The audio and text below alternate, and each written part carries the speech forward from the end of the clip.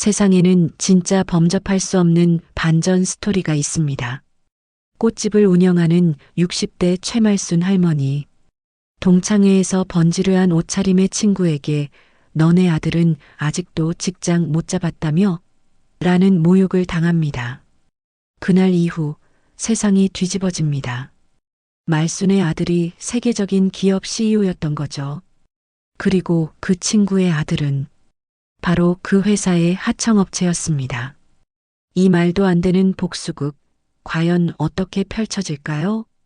5월의 따사로운 햇살이 비치는 오후, 동네 골목길 끝에 자리한 작은 꽃집. 말순네 꽃방에는 언제나처럼 은은한 꽃향기가 감돌았습니다. 손때 묻은 나무 테이블 위에는 막 자른 장미 몇 송이가 놓여 있었죠.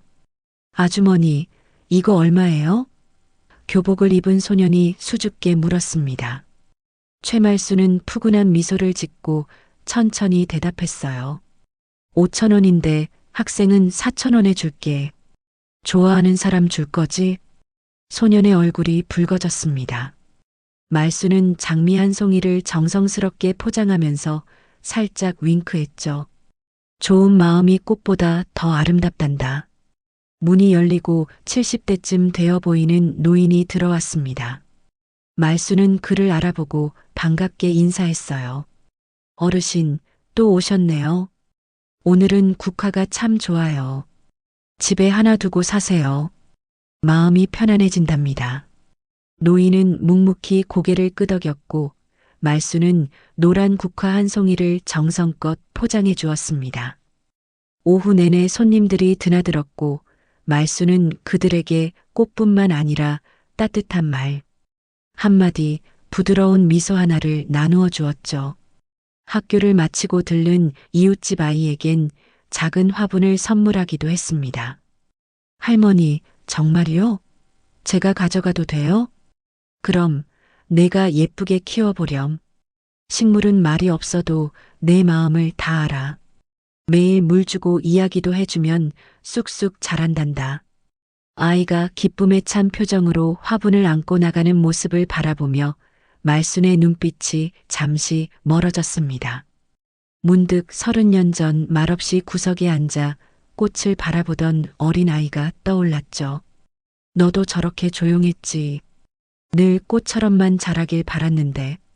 말수는 가게 구석에 놓인 액자를 바라봤습니다.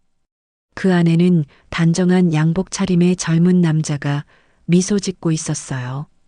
그녀의 아들 이준이었습니다. 오늘도 말수는 가슴 깊은 곳에서 묻어나오는 자부심과 외로움을 동시에 느꼈죠. 일과를 마치고 문을 닫으며 말수는 내일 있을 초등학교 동창회를 생각했습니다. 오랜만에 만날 옛 친구들의 얼굴이 떠올랐어요. 그녀는 씁쓸한 미소를 지었습니다. 이번엔 또 어떤 자랑을 들어야 할까? 다음 날 오후 지역 교회 친교실에는 30여 명의 노인들이 모여 있었습니다. 말순의 초등학교 동창회였죠. 간단한 예배와 성가 공연이 끝나고 이제 식탁에 둘러앉아 다과를 나누며 이야기꽃을 피우는 시간이었어요. 여러분, 오랜만에 만나니 반갑네요. 이제 한 명씩 돌아가면서 근황을 말해볼까요? 회장이 말했습니다. 모두들 박수를 치며 동의했고 여기저기서 자식 자랑이 이어졌어요. 의사가 된 아들, 변호사가 된 딸, 교수가 된 손자. 그 속에서 말수는 조용히 커피를 마시며 미소 지었습니다.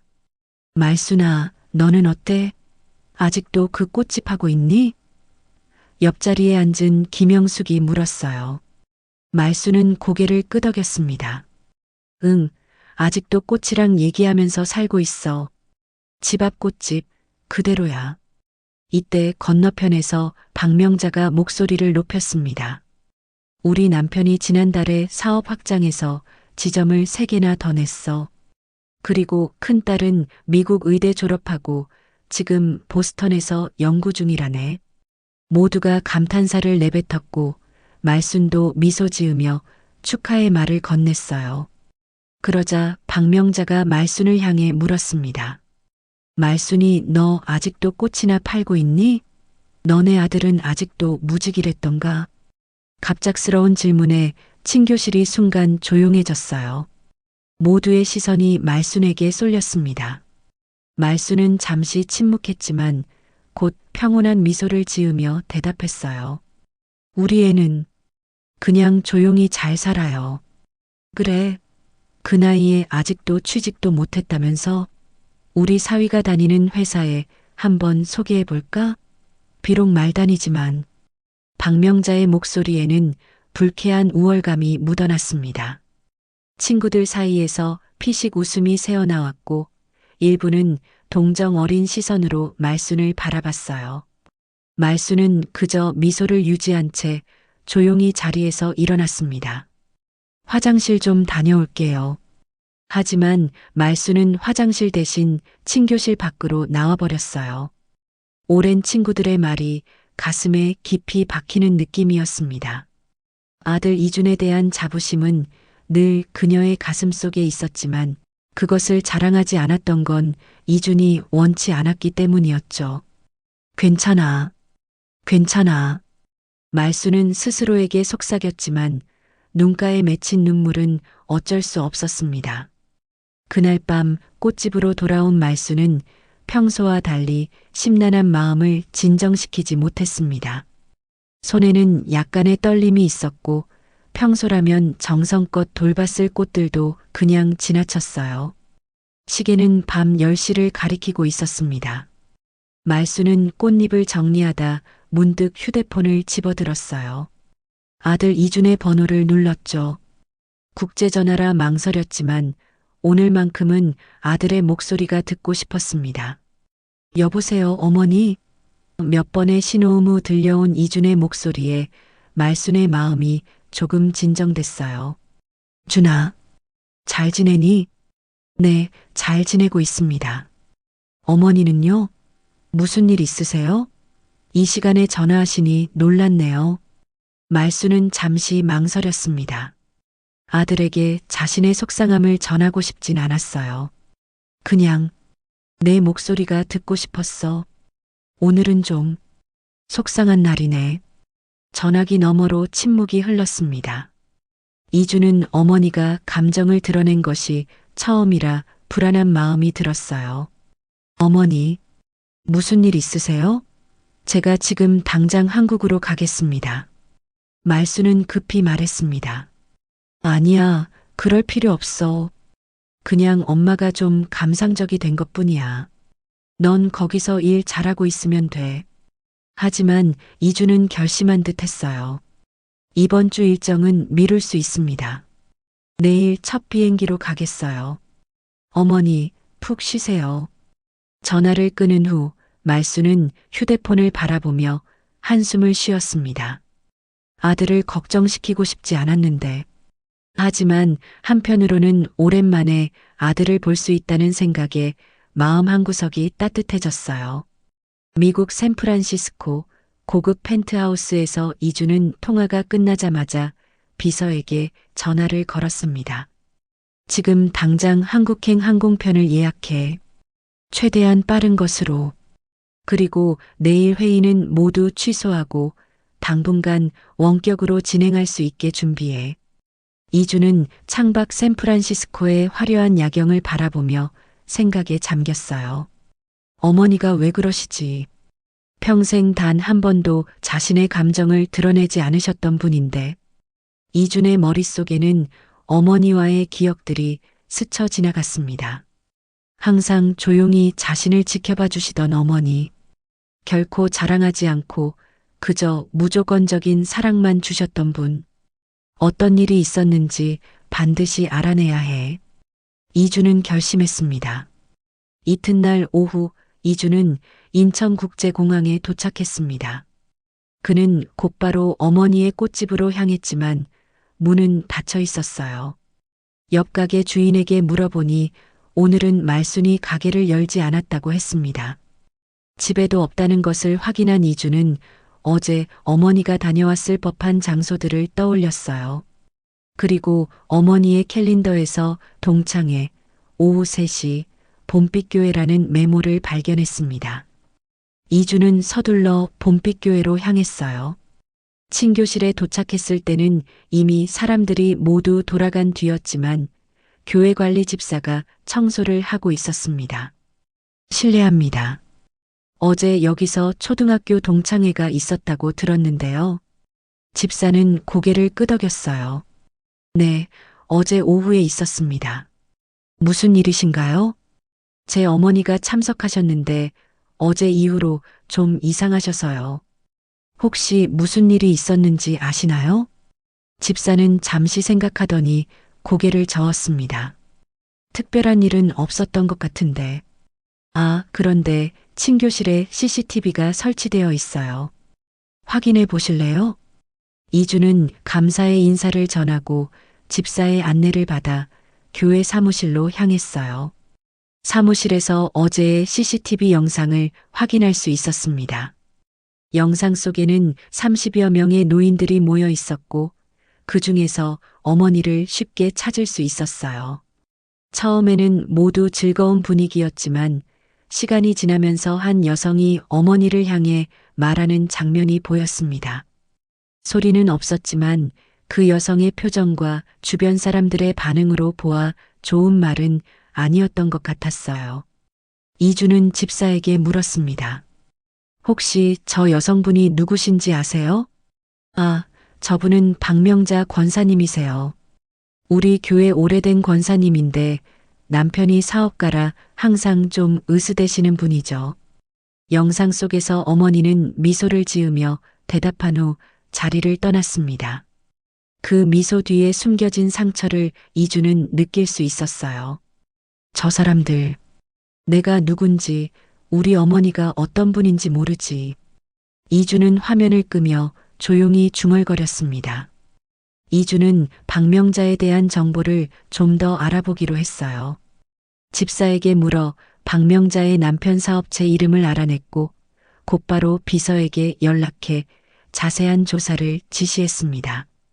박명자, 어머니를 상처 입힌 대가를 치르게 해드리겠습니다. 이준의 눈빛이 차갑게 빛났습니다. 호텔로 돌아온 이준은 노트북을 펼치고 바로 일을 시작했습니다.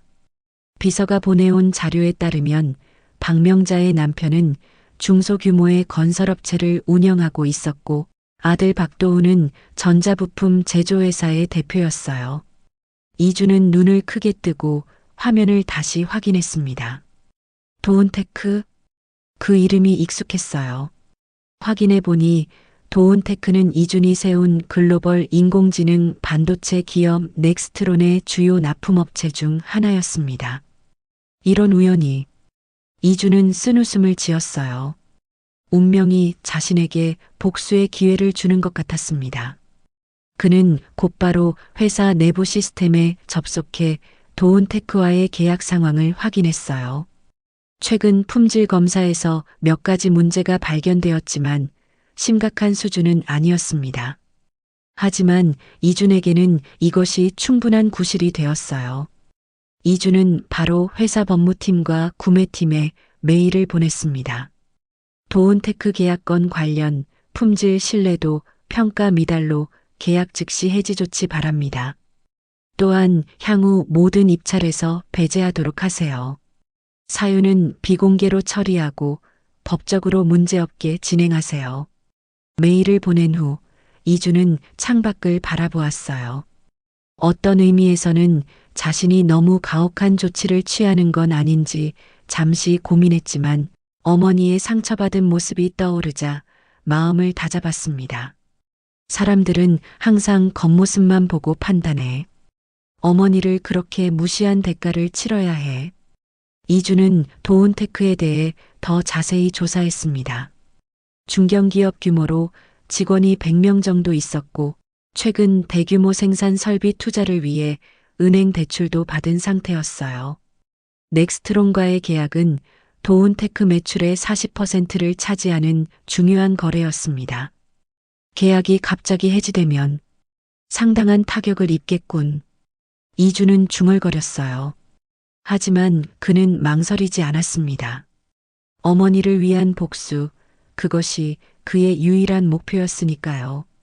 내일은 어머니를 찾아가 무슨 일이 있었는지 정확히 들어봐야겠다고 생각했습니다. 전화기가 울렸고 화면에는 어머니라고 표시되어 있었어요. 어머니, 저 한국에 왔어요. 준아, 갑자기 무슨 일이야? 엄마 괜찮은데. 내일 뵙겠습니다. 많은 이야기 나눠요. 다음 날 아침, 이주는 어머니의 꽃집을 찾았습니다. 말순은 평소처럼 꽃을 다듬고 있었어요. 아들을 본 말순의 얼굴에 환한 미소가 번졌습니다. 준아, 정말 왔구나. 바쁜데 갑자기 무슨 일이야? 이주는 어머니를 꼭 안아드렸어요. 어머니가 보고 싶어서요. 동창회에서 무슨 일 있으셨죠? 말순은 놀란 표정을 지었습니다. 어떻게 알았니? 교회에 가봤어요. CCTV도 확인했고요. 말순은 한숨을 쉬었어요. 별거 아니야. 그냥 옛 친구들이 좀 까칠하게 굴었을 뿐이야. 엄마는 괜찮아. 이주는 어머니의 손을 꼭 잡았습니다. 저한테 숨기지 마세요. 다 알고 있어요. 그날 저녁 두 사람은 말순의 작은 아파트에서 오랜만에 함께 식사를 했어요. 식사 후 거실에 앉아 차를 마시는데 이준의 시선이 벽에 걸린 낡은 사진에 머물렀습니다. 어머니, 그때 생각나세요? 제가 12살 때 독감으로 고열에 시달렸던 거. 말순은 미소 지었어요. 그럼 3일 동안 끙끙 앓았지. 얼마나 걱정했는지 몰라. 이주는 창밖을 바라보며 그때의 기억을 떠올렸습니다. 고열에 시달리던 자신을 밤새 간호하시던 어머니, 물수건을 이마에 얹고 밤새 옆을 지키며 등을 쓸어주던 그 따뜻한 손길. 그때 어머니가 저한테 뭐라고 말씀하셨는지 기억나요? 이준이 물었어요. 말수는 고개를 저었습니다. 글쎄, 무슨 말이었더라. 괜찮아, 우리 이준. 엄마 여기 있어. 계속 그렇게 말씀하셨어요. 이준의 목소리가 살짝 떨렸습니다. 그때 어머니의 손. 거칠었지만 너무 따뜻했어요. 그 손 하나로 제가 여기까지 왔어요. 말순의 눈가에 눈물이 맺혔어요. 이주는 계속해서 말했습니다. 13살 때 아버지가 돌아가시고 어머니 혼자 저를 키우셨죠. 언제나 꽃을 가꾸시듯 저를 돌봐주셨어요. 한 번도 자신을 위한 삶을 살지 않으셨죠. 말순은 아들의 손을 잡았습니다. 그게 부모야. 내가 잘 자라는 걸 보는 게 내 행복이었어.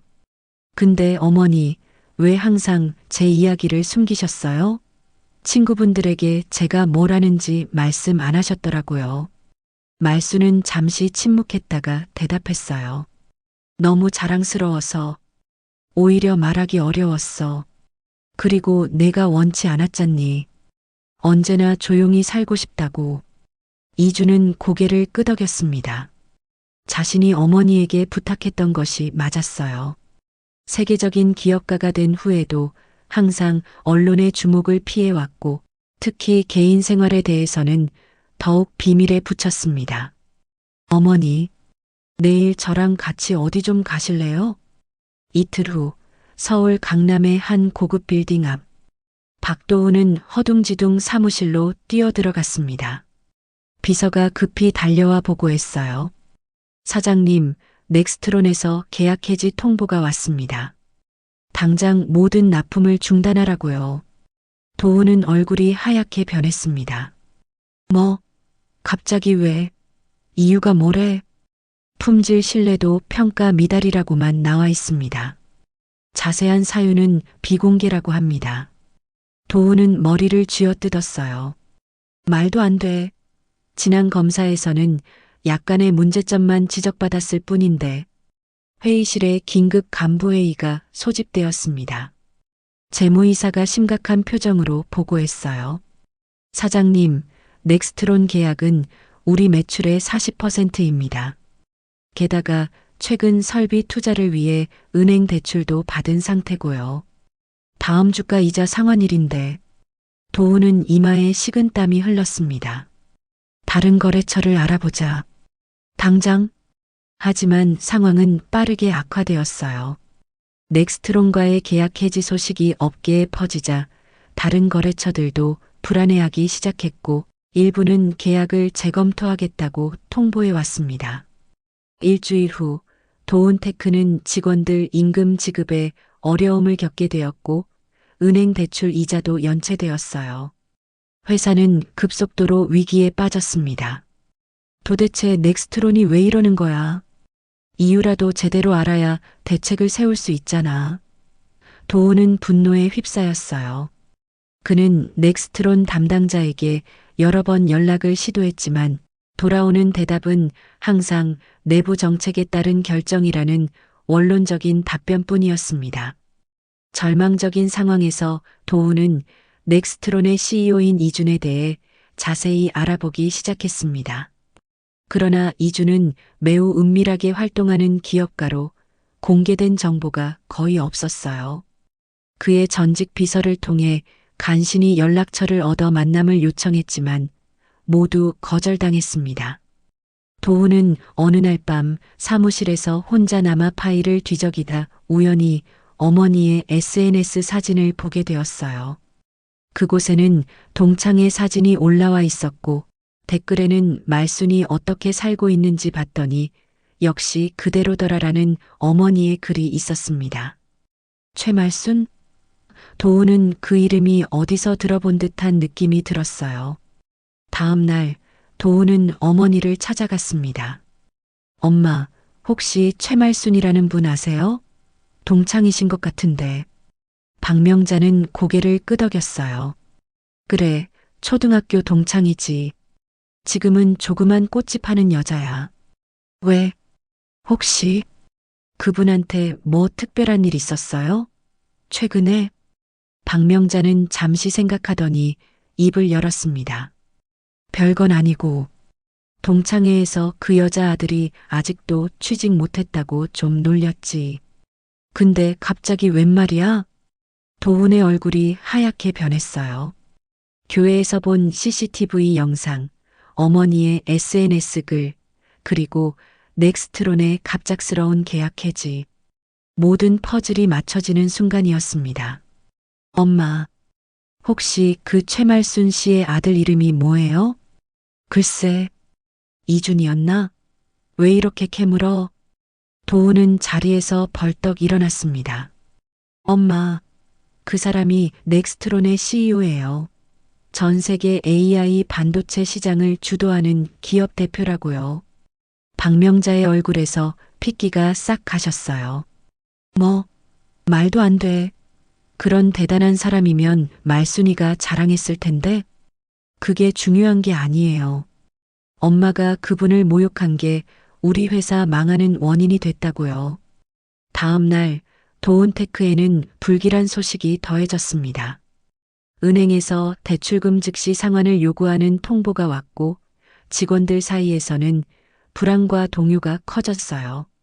일부 직원들은 이미 사직서를 제출하기 시작했습니다.